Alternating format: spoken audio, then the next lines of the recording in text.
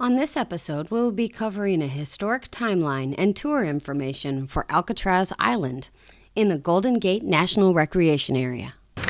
You're watching Happy Trails Hiking. We're at a different kind of National Park Service site today. Welcome to the Rock.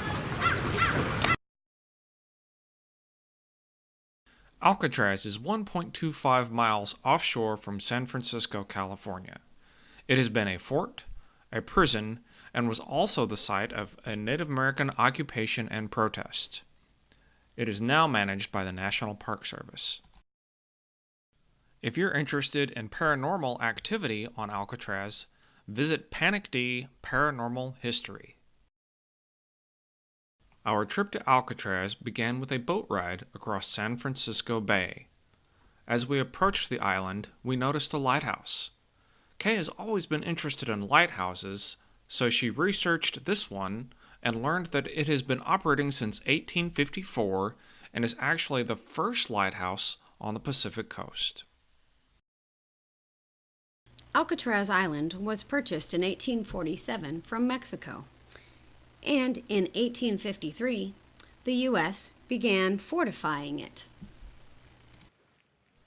The Civil War marked the turning point at which Alcatraz began transitioning from a military fort to a prison. The U.S. military used Alcatraz Island as a prison from 1861 to 1892.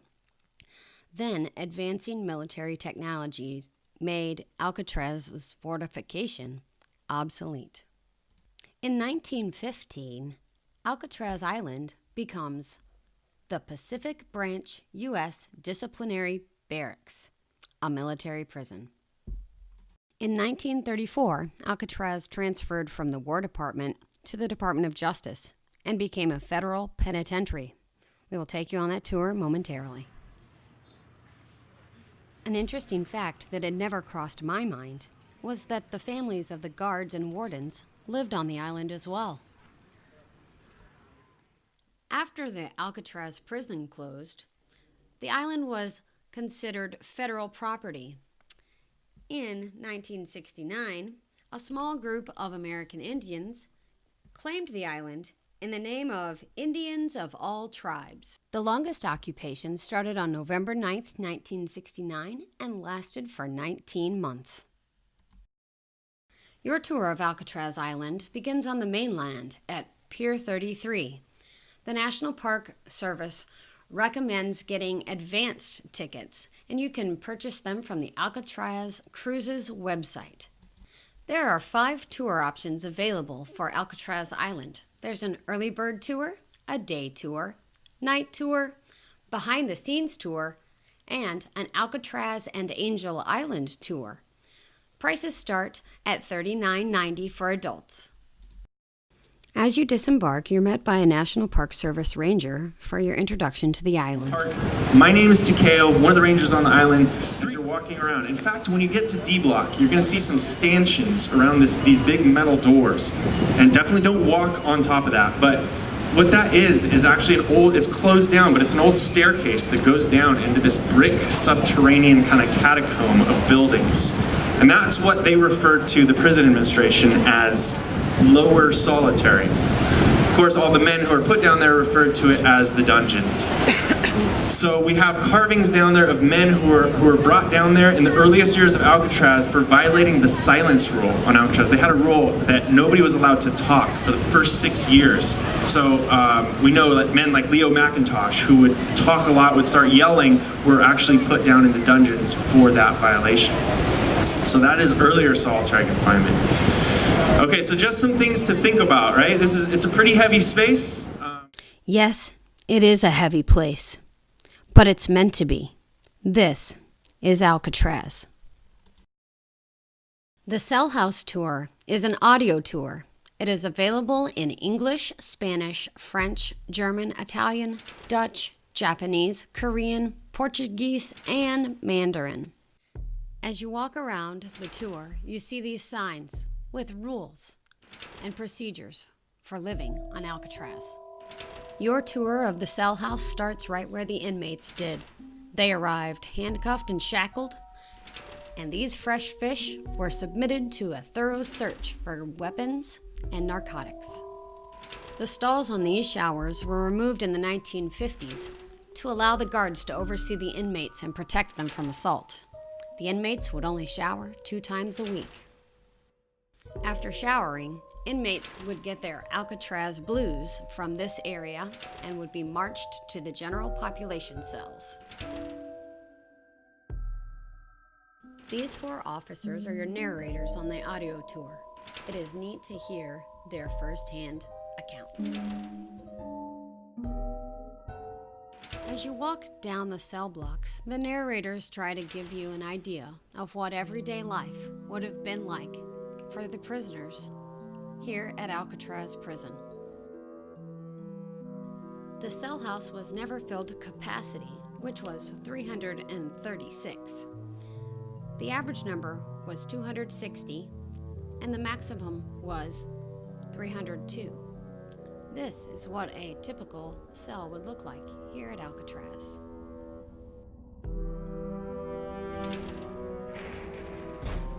D block was called the segregation or treatment unit, also known as the hole. This area was reserved for unruly or very violent inmates. They were locked up for 24 hours a day. They were given what food they needed, but nothing else. At this point, the tour allows you to go inside one of the open D block cells.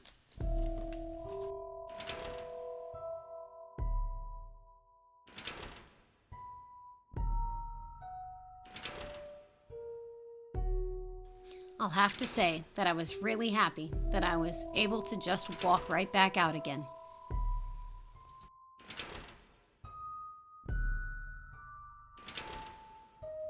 Two events that were covered on the tour were the siege of Alcatraz, as well as the escape from Alcatraz.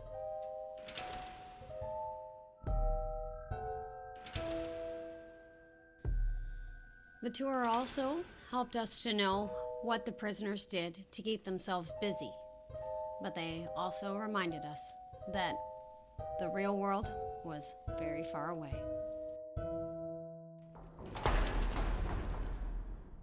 After touring the cell blocks, you head into the other part of Alcatraz prison. You find out more about the guards and the wardens. Many of them had families that lived on Alcatraz Island. During the time of the prison, many of them never locked their doors. Welcome to the warden's office.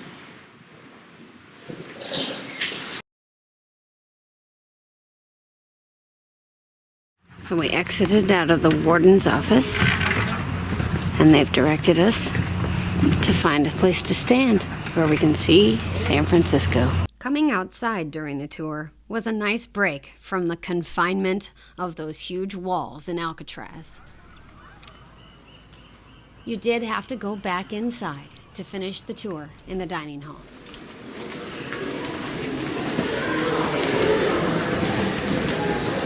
So this was a dining hall.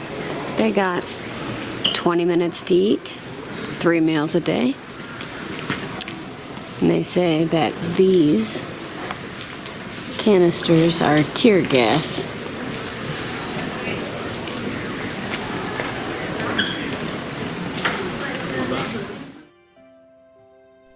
There is much brightness to be found on Alcatraz Island. Just as soon as you think that all the world is dark and despairing, you look around at the gorgeous gardens that have been laid out over the years, or at the seagulls that are nesting in the area. As our Alcatraz cruise boat took off for the mainland, we had many things echoing through our minds. This was a sad place, a deep place. But it was a necessary place. Rule number 5 in the institution rules and regulations for Alcatraz was you are entitled to food, clothing, shelter, and medical attention. Anything else you get is a privilege. There are many stories from Alcatraz Prison and Alcatraz Island, most of which come from fiction rather than fact. The National Park Service serves to add some truth to those stories. We learned a lot of history while we were on Alcatraz Island and hope that you get to come and learn some history for yourself someday. Until next time, this is Kay and Matt from Happy Trails Hiking. Thanks for watching.